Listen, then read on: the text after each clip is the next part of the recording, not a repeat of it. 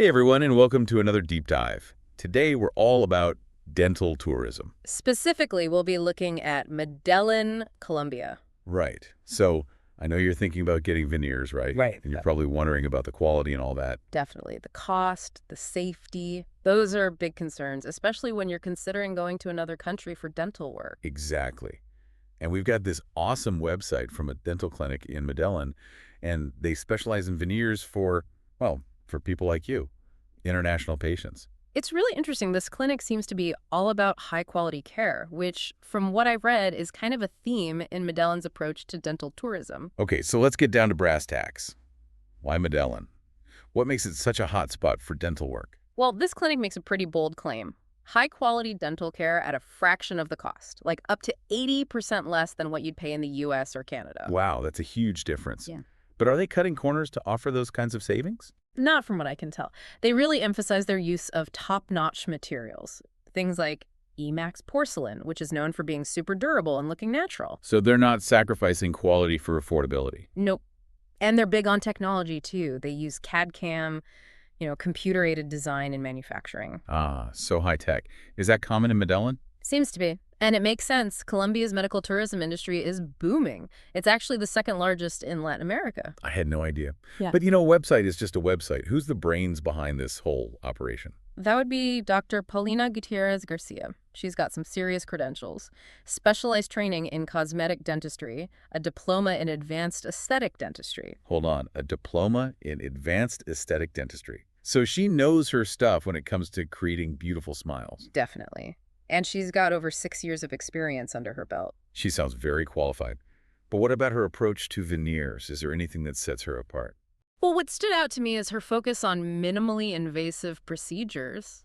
And she really emphasizes natural-looking results. That's a big one, right? Yeah. A lot of people worry about veneers looking fake or too bulky. Totally. It seems like Dr. Gutierrez is all about making those veneers blend seamlessly with your natural smile. Okay, so let's talk about the veneers themselves. What types does the clinic offer? They offer both porcelain and composite veneers. Okay, and those are the two main types, right? Yep, those are the most popular ones. I've heard a lot about both, but I'm still a little fuzzy on the pros and cons. What's the deal with porcelain veneers? What are the big things I need to know? Well, porcelain veneers are kind of like the gold standard. They're super durable. They can last up to 20 years. Wow, 20 years. That's a long time. Right, and they look incredibly natural. Plus, they're really resistant to staining. So my coffee habit won't be a problem. You're good. But of course, there's a catch. Porcelain veneers are a bit more expensive. Ah, there it is. The trade-off. And they require a bit more prep work. They have to shave down some of your enamel to make space for them. So not a completely reversible procedure then. Exactly. And while porcelain is super strong, it can still get damaged. Like, if a porcelain veneer chips, you can't really repair it. You'd need a new one. Okay, good to know. So that's porcelain veneers. Well, What about the composite ones? What makes them stand out?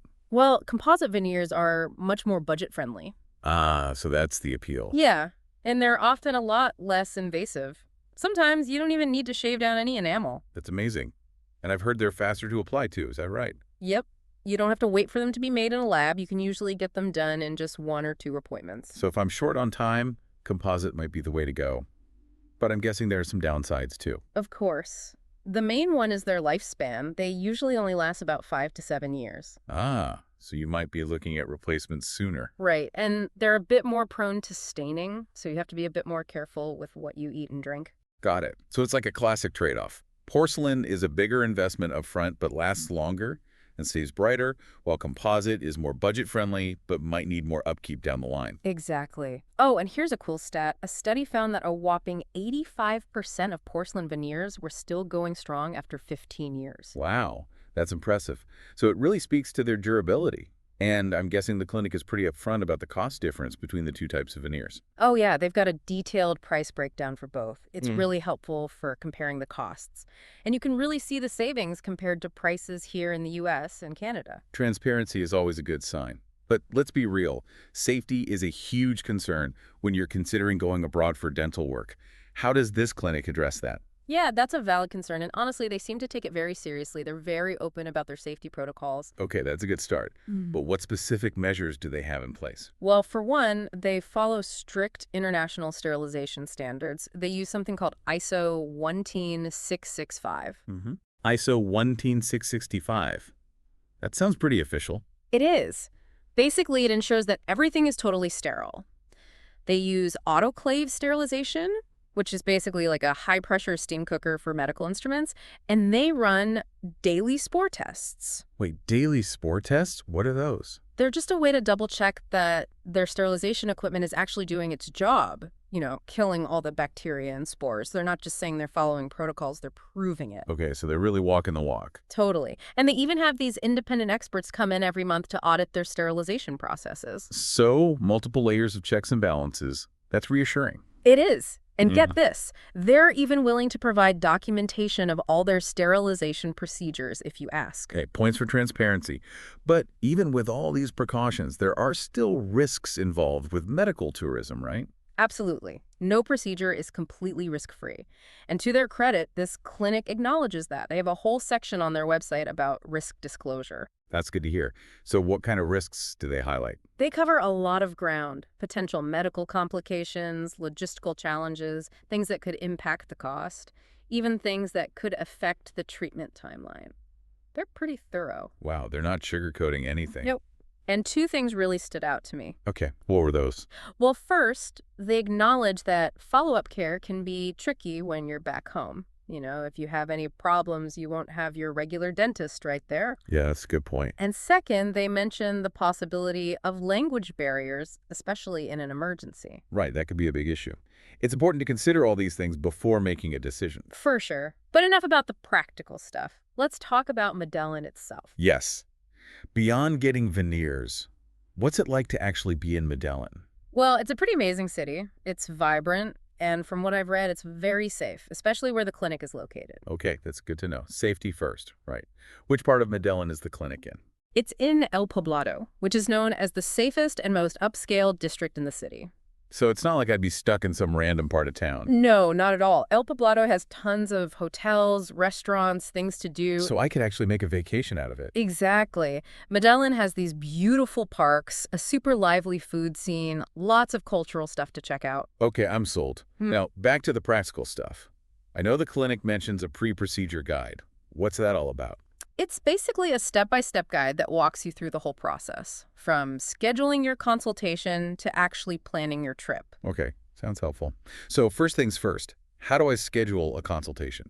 You can do it virtually or in person. It's basically a chance to chat with Dr. Gutierrez, tell her what you're looking for, and get a personalized treatment plan. Okay, straightforward enough. What about the trip itself? How long should I plan to stay in Medellin? That depends on the type of veneers you choose. Porcelain veneers take a bit longer because they have to be custom made in a lab. So you'd probably need to be in Medellin for about 3 to 5 days. But if you go with composite veneers, you could probably do it in just 1 or 2 days. So porcelain veneers, more time commitment, but they last longer. Composite veneers, quicker turnaround, but shorter lifespan. Got it. What else should I have ready before I head down to Medellin? It's helpful to bring any recent dental x-rays you have and make a list of any dental concerns you have and any past procedures you've had. Oh, and of course, they want you to have a solid financial plan. They give you a full breakdown of the costs, including the procedure itself, travel expenses, accommodation, and even some fun stuff you might want to do while you're there. That's really helpful, so I can budget accordingly. What about travel logistics, like flights, getting around Medellin, all that jazz? They have a whole bunch of recommendations for getting to and from the airport, and they actually suggest using their private transportation service. Oh, interesting. Do they say why? Well, they just want to make sure their patients feel safe and comfortable throughout their stay. Okay, that makes sense. They're taking care of everything. So we've been focusing on veneers, but is dental tourism in Colombia just about veneers? Not at all. Colombia's become a hub for all kinds of dental procedures. Implants, crowns, teeth whitening, even orthodontics. It's not just about the cost savings either.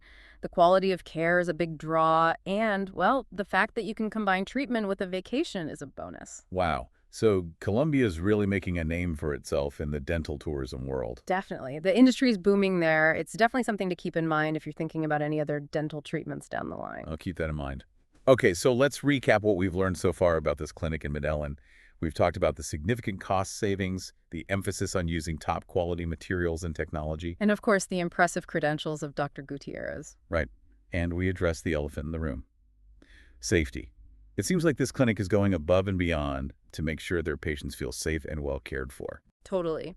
And beyond the clinic itself, we talked about the allure of Medellin, especially El Poblado, as a safe and vibrant destination. This is just the beginning, though, right? You got it. There's still so much more to explore. We've got to delve deeper into those potential risks and really break down the pros and cons of porcelain versus composite veneers. Okay, everyone, stay tuned for part 2 of our deep dive into dental tourism in Medellin, where we'll help you make the best decision for your smile. We'll be right back. Welcome back to our deep dive.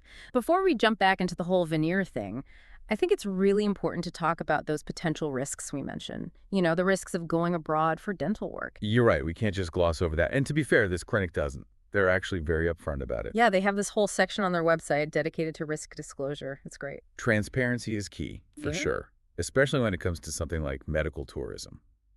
So what kind of risks are we talking about?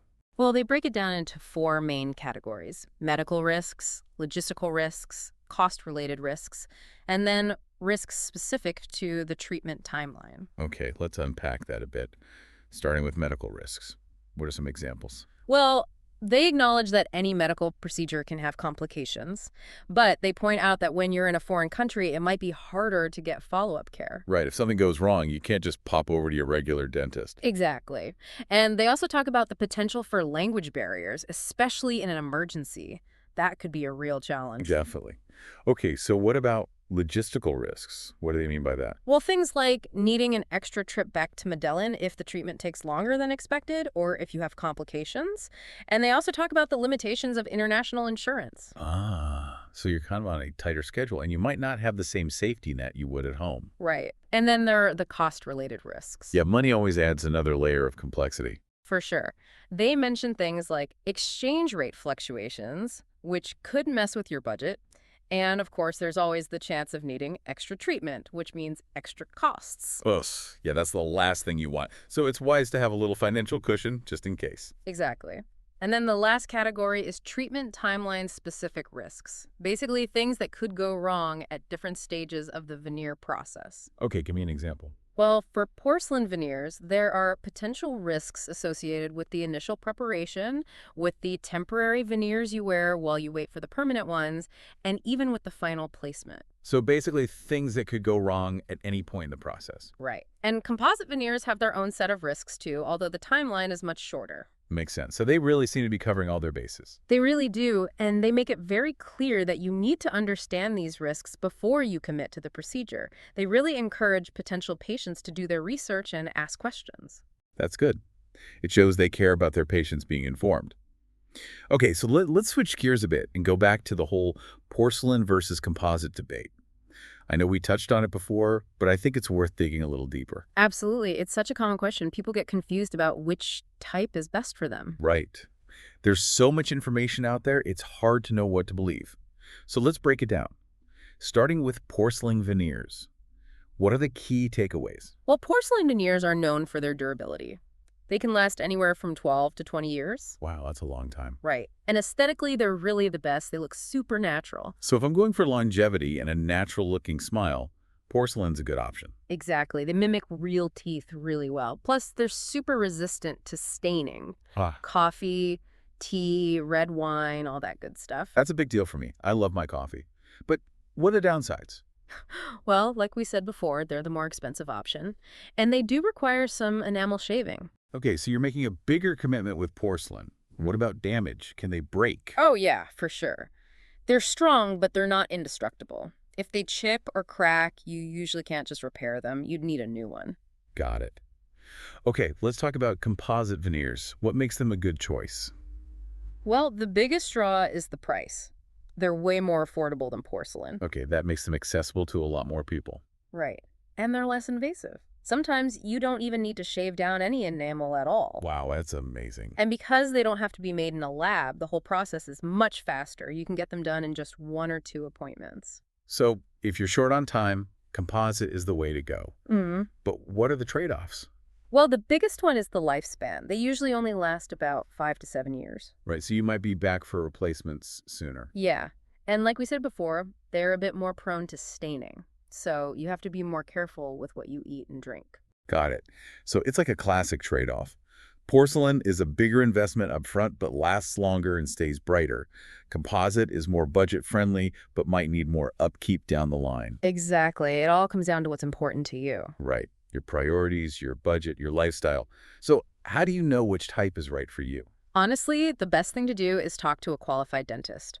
They can assess your needs and help you make the best decision. And it sounds like Dr. Gutierrez would be great at that. But let's zoom out a bit. This clinic is just one example of what Medellin has to offer, right? Right. Medellin has become a huge dental tourism destination. And it's not just veneers. People go there for all sorts of procedures. Yeah. And often for a fraction of what they'd pay back home. So what's driving all this growth? It's a few things, actually. The cost savings are obviously a big factor. But it's also about the quality of care and the technology they're using in these clinics. Plus, you can combine your dental work with a vacation. Right. It's not just about getting your teeth fixed. It's about the whole experience. Yeah. Exactly. And Medellin has this really cool mix of affordability, quality care, and a vibrant culture. It's a pretty appealing package. Sounds amazing. Yeah. So it's not just a dental destination. It's a travel destination in its own right. Absolutely. And the clinic is strategically located in El Poblado, which is considered the safest and most upscale district in the city. Yeah, we talked about that. That's important to know. Safety and comfort are a big deal, especially when you're traveling for medical treatment. For sure. And they go beyond just saying it's safe. They actually give specific recommendations for staying safe. Like what? Well, for transportation, they advise using official hotel transportation or licensed taxis, especially from the airport or at night. Okay, so no hailing random taxis on the street. What about ride-sharing apps? Like Uber? Yeah, they mention those, but they suggest using those GPS tracking features just to make sure the driver is actually following the intended route. Oh, that's smart. Safety first. What about accommodation? Any safety tips for that? They recommend choosing hotels with good security, like 247 security personnel and monitored entrances, and they even mention specific hotels known for their security. Wow, they've really thought of everything. Totally. And they also have tips for navigating the city, like avoiding walking alone at night and not flashing expensive stuff. Basic stuff that's easy to forget when you're in a new place. It's great that they're so thorough. Yeah. Okay, so beyond those practical tips, let's talk about the clinic's internal safety protocols. What are they doing to make sure patients are safe inside the clinic? Well, like we mentioned before, they're really big on following international sterilization standards. They specifically talk about ISO 17665. Right. That's a globally recognized standard. Exactly. And they explain their whole sterilization process. They use autoclaves, they do daily spore tests, and they have these monthly audits to make sure everything is up to par. That's reassuring. And get this, they're even willing to provide documentation of their sterilization procedures if you ask. Okay, that's impressive. Talk about transparency. What about emergency protocols? Do they have a plan in place? Yep. They have a detailed emergency protocol. It includes contact information, alternative contact options, and even procedures for medical evacuation if necessary. So they're prepared for any situation. It seems that way. They've thought about everything from preventing infections to handling emergencies. That definitely makes me feel better about the whole thing. Okay, so we've talked a lot about the clinic itself, but let's talk about Medellin. We know it's a safe and upscale area, but what's it actually like to be there? Well, from everything I've read, Medellin is a really cool city. It's full of life, energy, and culture. It's gone through a major transformation over the years. Yeah, it's definitely shed its old reputation. El Poblado seems to embody that change. It's like a mix of modern and traditional. It is. But there's so much more to Medellin than just El Poblado. You could take a cable car up to Comuna 13. Oh, I've heard about that. It's that neighborhood that used to be pretty dangerous, but now it's known for its art and community projects. Exactly. Or you could visit the Botanical Garden. It's beautiful. Or the Museum of Antioquia, which has an amazing collection of Colombian art. Okay, I'm adding those to my list. What about hiking? Oh, yeah. There are tons of hiking trails in the mountains around the city. Amazing views. Okay, Medellin is officially on my travel bucket list. Yeah. And what about the food? I've heard good things. Oh, the food is incredible. They have everything. Traditional Colombian dishes, international cuisine. you name it. It sounds like the perfect combination of getting your teeth taken care of and having an amazing travel experience. Totally. And the clinic actually encourages their patients to explore the city. They want them to have a great time. I love that. So it's not just a dental trip, it's an adventure. Exactly. Okay, so we've talked about the risks, the different types of veneers, the safety measures, and the amazingness of Medellin. What else do we need to cover? Well, I think it's super important to emphasize that you need to do your research and choose a reputable clinic. Right. There are a lot of options out there. Yeah. So, how do you find a good one? What are some red flags? First of all, check their accreditation and certifications. Make sure they're licensed and follow international safety standards. Okay, good starting point. What else? Look at online reviews and testimonials from other patients. That can give you a sense of their reputation. And pay attention to how they communicate. Are they responsive and transparent? Right. You want to feel comfortable and confident with the clinic you choose. This clinic seems to tick all those boxes, though. It does. They're very upfront about their procedures, their safety protocols, their pricing, everything. And they seem really patient-focused. Yeah, they do. They even encourage their patients to get out there and explore Medellin. Exactly. They really want their patients to have a positive experience, not just with their dental work, but with the whole trip. That's awesome. Okay, so where do we go from here? What's next in our deep dive? Well, we've talked about the clinic and the types of veneers, but I think it's time to dig a little deeper into their dedication to patient safety. And of course, we need to talk more about Medellin. All right, everyone. Stay tuned for part 3, where we'll uncover the layers of safety and immerse ourselves in the magic of Medellin. Welcome back. So we've covered a lot in our deep dive into dental tourism in Medellin. We've looked at the affordability, the quality of care, the types of veneers. And of course, we had that really important discussion about safety and the potential risks involved. Right, we didn't shy away from that. Mm, But now I want to shift gears a bit and really zero in on what seems to be a core value for this clinic: patient safety. totally. It's one thing to say you prioritize safety, but it's another to actually back it up with concrete actions, right? Exactly. And this clinic seems to really go the extra mile. They've got this whole section on their website called The Safety Guide for Dental Tourists in Medellin. Yeah. That's a really smart move. They clearly get that safety is a huge concern for people traveling abroad for medical treatment. Right. So let's talk about those safety protocols. What are they doing that makes them stand out? Well, first and foremost, they emphasize their location in El Poblado, which, as we know, is considered the safest district in Medellin. Right. We've talked about how great Poblado is in terms of amenities and its upscale vibe, but that safety factor is huge. Totally. And they don't just stop at saying, hey, it's safe here, don't worry. They actually provide specific recommendations for staying safe within El Poblado. Oh, like what? Give me an example. For transportation, they really advise sticking to official hotel transportation services or licensed taxi companies, especially when you're coming from the airport or traveling at night. Makes sense. It's always better to be safe than sorry, especially when you're in a new place. Exactly. They even mention ride-sharing apps like Uber and Didi, but they suggest using the GPS tracking feature to make sure the driver is actually following the right route. Oh, that's a good tip. I never thought of that. What about hotels? Any advice on that? Yeah, they recommend staying in hotels with good security measures. Yeah. You know, things like 24/7 security personnel, monitored entrances, in-room safes, that kind of thing. So they're really thinking of everything. They're not just focused on what happens inside the clinic. Exactly. They even go beyond transportation and accommodation and provide tips for just navigating the city in general. Okay, like what? Things like not hailing taxis on the street, you know, calling a reputable company or using a ride-sharing app instead. And they suggest keeping the clinic's address and your hotel's address written down in Spanish, just in case you need to show a driver who doesn't speak English. Those are great tips. Being prepared is key. Right. And of course, they emphasize those general safety tips. Being aware of your surroundings, avoiding walking alone at night, not flashing expensive jewelry or electronics. You know, common sense stuff. It's easy to forget those things when you're excited to be in a new place. It's great that they remind you.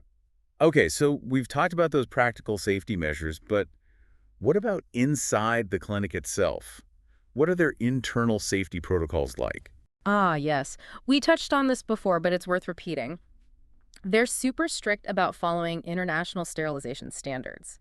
They specifically mention ISO 17665, which is that globally recognized standard we talked about. Right, the one that ensures everything is totally sterile. Exactly. And they lay out their whole sterilization process on the website. Autoclaves, daily spore tests, monthly audits by independent experts. So they're not just saying they're doing it, they're proving it. Yep. And get this, they even offer to provide documentation of all their sterilization procedures if you ask for it. Wow, that's commitment to transparency.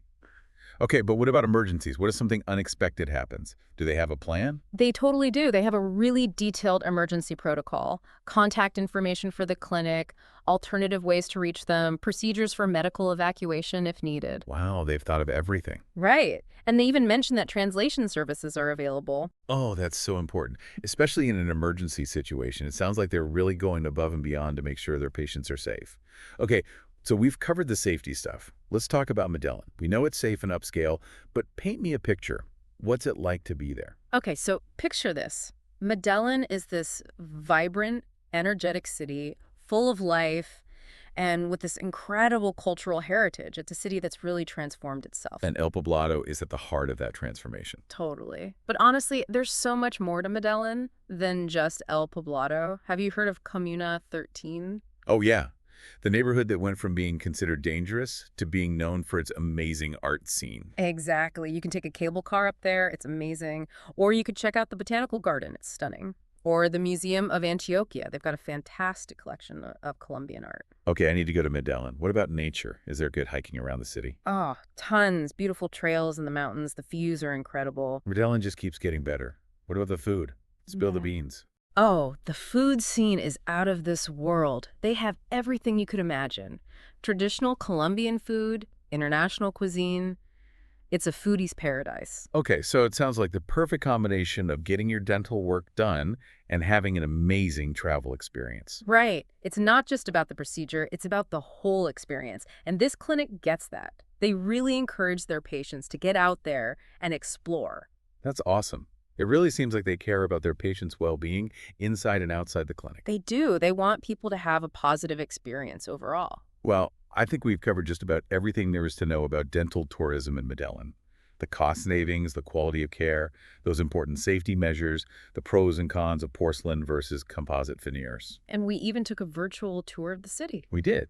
So for those of you listening, if you're thinking about dental tourism, Medellin is definitely a destination worth considering. And this clinic, with its commitment to transparency, patient safety, and that holistic approach to care. They're a great option. But as always, do your research. Exactly. Ask questions. And choose a clinic that's right for you. Well, that's a wrap for our deep dive into dental tourism in Medellin. Thanks for joining us. It's been fun. We hope you found it helpful. Until next time, keep exploring, keep learning, and keep smiling.